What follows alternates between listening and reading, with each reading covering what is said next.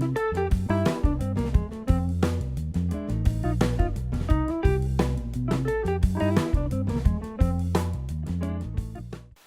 guys, we are baking today. So my friend Edmond, he's a YouTuber and he made some brownies recently and he filmed it. So I'm going to try out his recipe. I've got my laptop open right there. I've watched a video 4 times, but I'm just using that as a guide.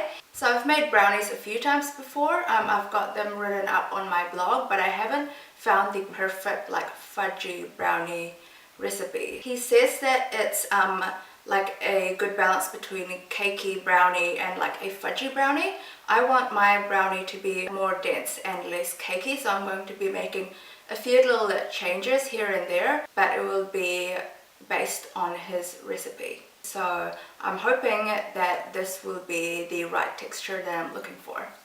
So we're going to melt some butter to start off with. Edmond uses 120 grams of butter. For baking, it's good to use unsalted butter, and then you can add like a pinch of salt afterwards. It's just better for flavor, and you can control the salt content by adding it later afterwards. In the pantry I've got a container of blocks of chocolate, which is funny because no one in our house really eats chocolate. I'm going to use lent 70% cocoa. For baking, it's a good idea to use a higher percentage of cocoa. It just gives it a more richer texture, and it's also different fat content as well. So 150 grams of chocolate to go in the same bowl with the butter that's going to melt down. I've only got 50 grams of the lent, so I'm going to put in 100 grams of this Whittaker chocolate. It's also 70%. I'm just going to break it up into small cubes so that it melts down faster. In Edmond's video, he used a pot with some boiling water and he melted the chocolate and the butter down over top of that. I can't really be bothered boiling water in a pot, so I'm just going to stick this in a microwave. I'm going to put it in for 20 seconds at first, give it a stir, and then put it in for another 20 seconds. So overall that took about 2 minutes in the microwave for the butter and the chocolate to melt down completely. So I did it in 20-second increments and I stirred in between each one, and that's to make sure that the chocolate doesn't burn, because if the chocolate burns then you've got to start all over again. I'm going to add the sugar and that will help to cool it down. So I need 1.5 cups of white sugar. I'm going to add it in half a cup at a time, and that will just help it to melt down easily.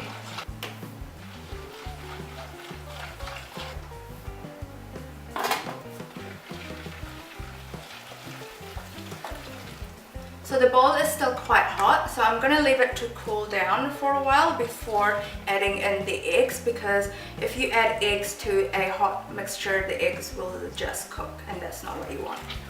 I'm going to set that aside. Meanwhile, while waiting for it to cool down, I'm just going to line the brownie tin. So I've got a 20 by 30 brownie tin. I'm just going to put some baking paper on top of it.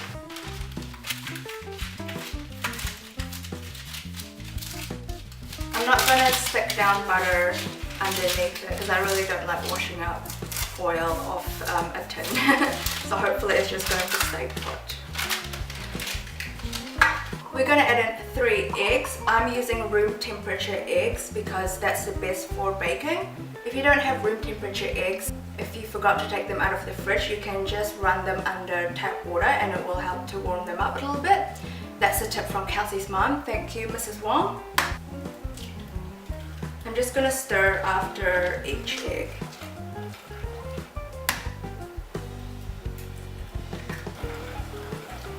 This one time my mum cracked an egg open and there was like an embryo inside the egg. There's like 3 of the things I dislike combined: chickens, baby animals, runny eggs.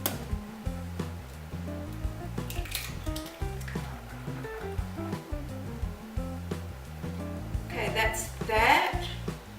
I'm just going to sift half a cup cocoa powder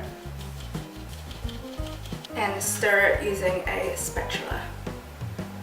Because I use unsalted butter, I'm gonna add a pinch of salt to my mixture. If you used salted butter, then skip this step because you don't want to add any more salt to it.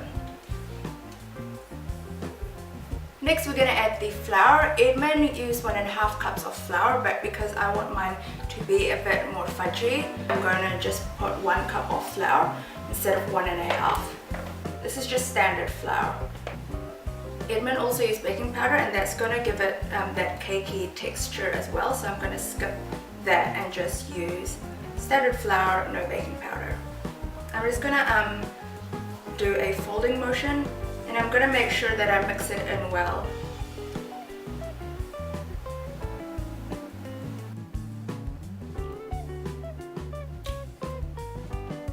Oh my! I'm just going to put in Whittaker's creamy milk chocolate that I've just cut up into chunks. You can add in like peanuts or like chocolate chips or whatever, but I think this will give it a really nice texture because I don't think it will melt down completely. Stir that in, and then I'm going to put it in my brownie tin.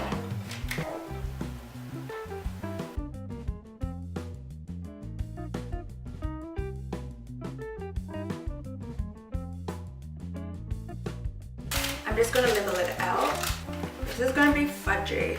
I can feel it. Wow!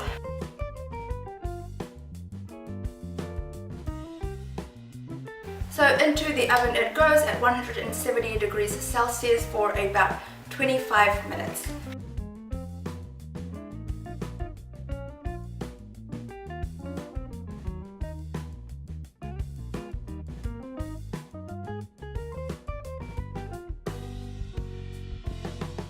Okay, so this is it after 25 minutes. I'm just going to test it with a cake skewer. Oh, that looks like it's done. So I'm going to leave it in the tin for a little while because if I try to take it out now, it's just going to flop and break apart.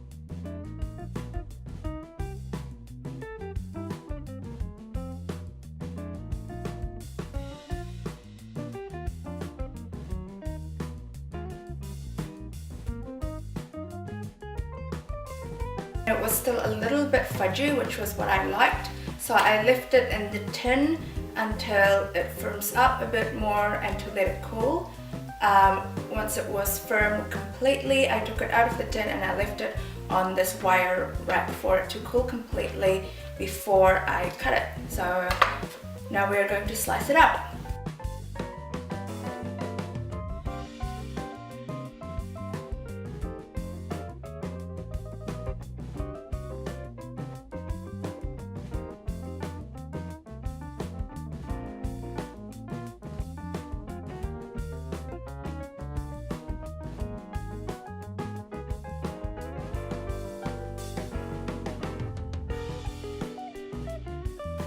If you are looking for a fudgy brownie recipe, this is it.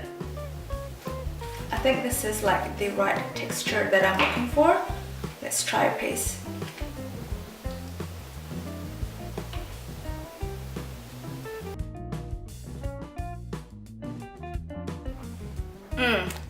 It's slightly undercooked in the middle. I reckon another 3 minutes and it would have been bueno. But it's really, really good and I'm definitely gonna use this recipe again in the future. Perfecto. Thanks, Edmond.